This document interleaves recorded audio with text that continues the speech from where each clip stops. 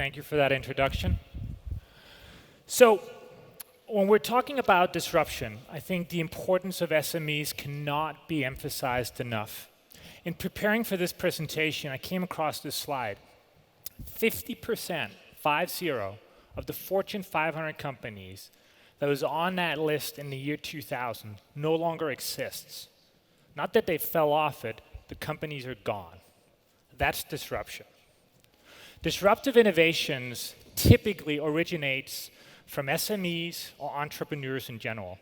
Not because big companies don't want to innovate, but simply because the business models are oftentimes too difficult to follow, or maybe there's not enough traction in the beginning or not enough cash flow coming from these business ideas. But once these disruptive business ideas are successfully launched into the market, they become extremely powerful.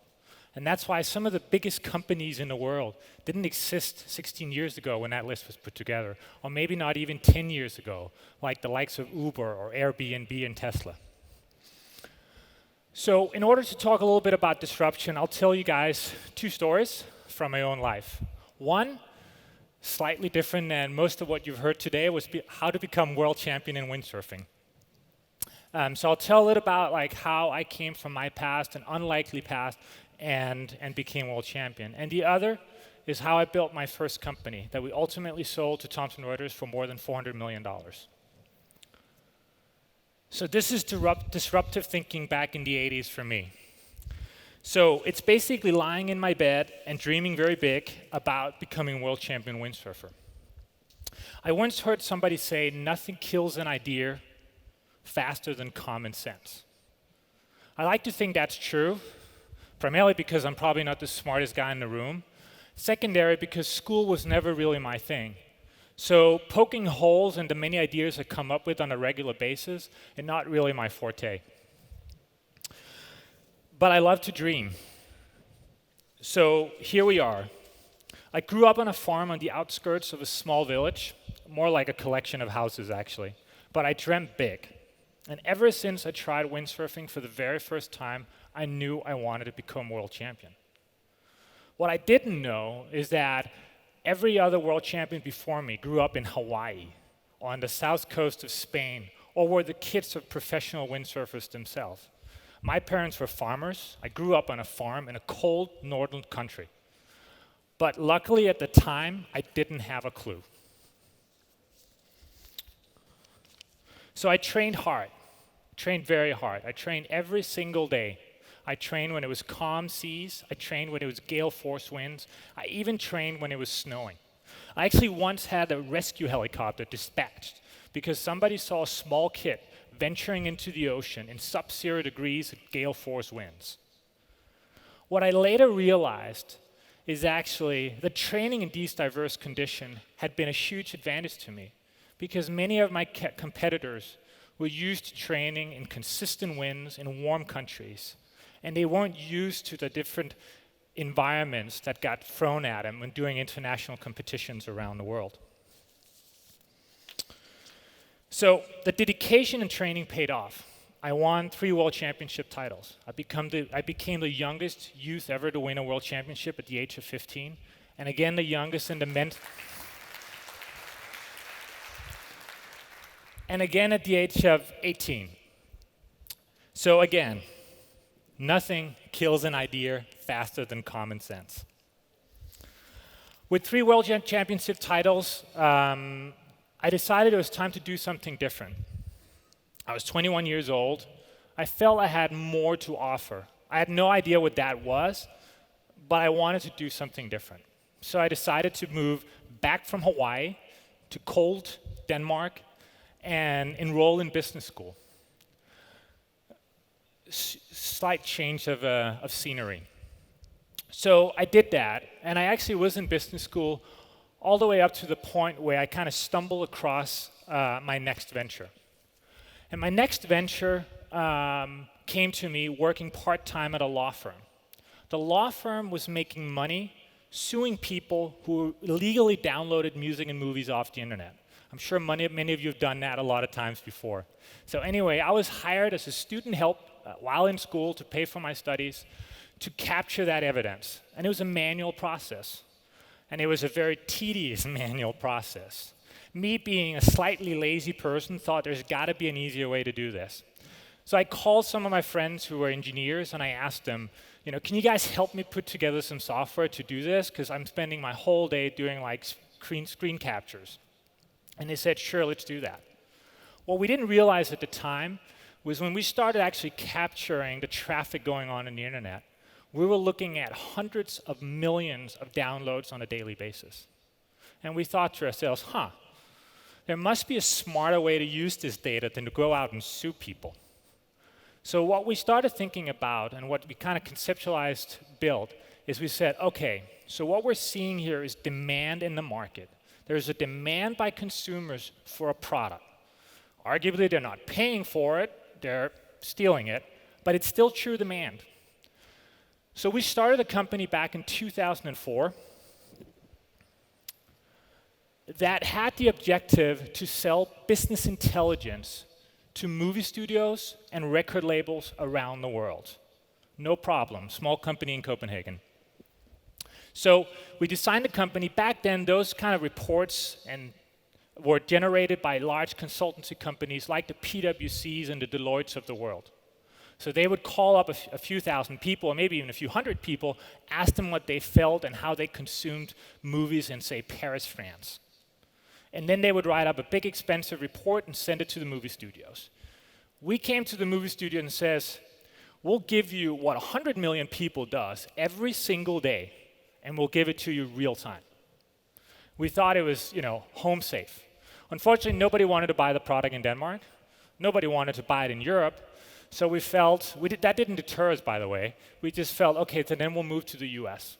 So we moved the company from Copenhagen, Denmark, all the way across the Atlantic to Los Angeles. And then we actually started selling the product. Some of the studios caught on, they wanted a little bit of data, and they started using it. We did this bootstrapped. And to those of you who don't know what that means, it means without raising any money. So it was basically the only money we got was the money that came in from customers. And we didn't do that because we thought that was smart. We actually did it the opposite reason, because I didn't know how to. I didn't know you could raise money, and I definitely didn't know how to raise money. But it turned out to be a blessing in disguise, because when the financial crisis hit in 2008, we didn't owe anybody any money. And we were as lean as you can possibly be as an organization. So the financial crisis, as devastating as it was, actually turned out to be a good thing for us. Because the other thing the studios did was they started looking around for cheaper alternatives to provide them with the data they needed on an ongoing basis to drive their business.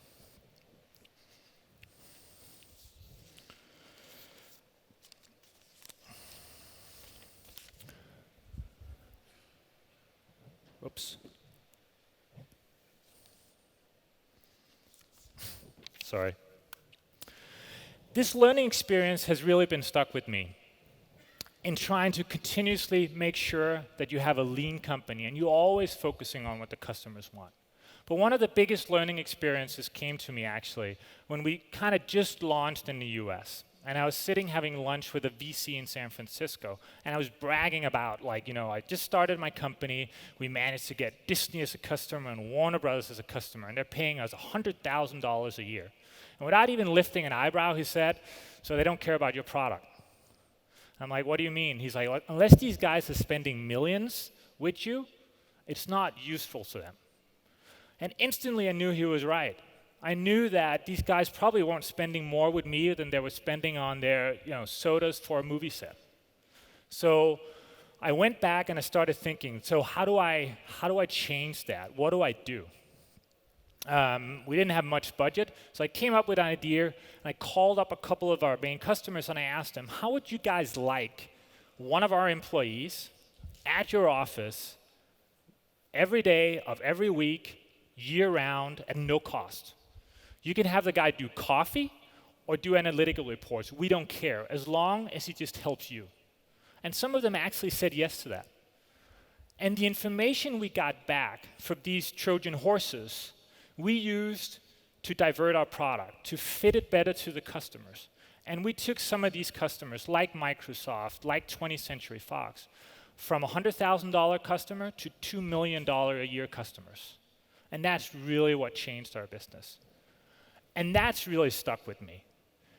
To make sure that you always, always make sure that the product you produce, the product you put into the market, is what the customer needs and wants. And more importantly, that they actually understand that they need it and want it.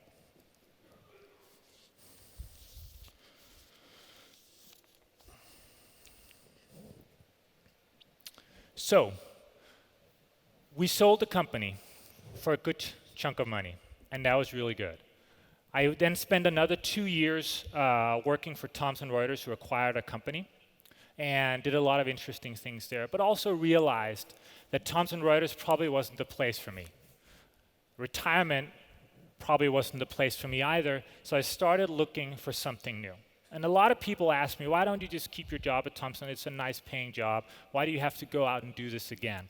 And I thought long and hard about it, because I actually didn't know the answer off the top of my head. And I think, kind of standing here thinking about it, it's 2 reasons. One is I love to build stuff. I love to see stuff happen and build. And the second thing is I love to win. I love to stand on top of that podium and look back at the years of hard work and know that it paid off. So the new venture I dove into is a company called GAN Integrity.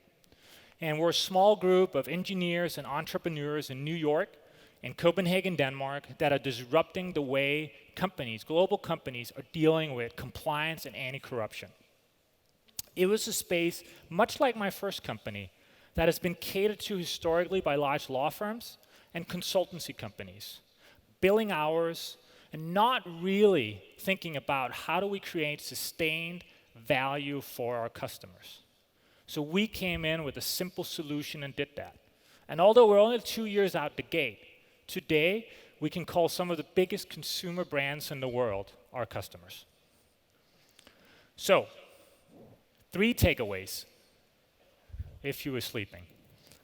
Always, always provide value. It sounds simple, but so many people get it wrong. So many people create something that they think is unique and that the customer should buy, but the customer doesn't need it. So always provide value. Don't overthink it. Me not being the smartest guy in the class, I think, is bolded pretty well for me, because I don't think about all the different things that can go wrong. I try to just keep going straight. And winning is pretty awesome, so work hard for it. I think that's been a recurring theme throughout the presentation, but it really requires a lot of hard work to get there, but it pays off in the end. Thank you.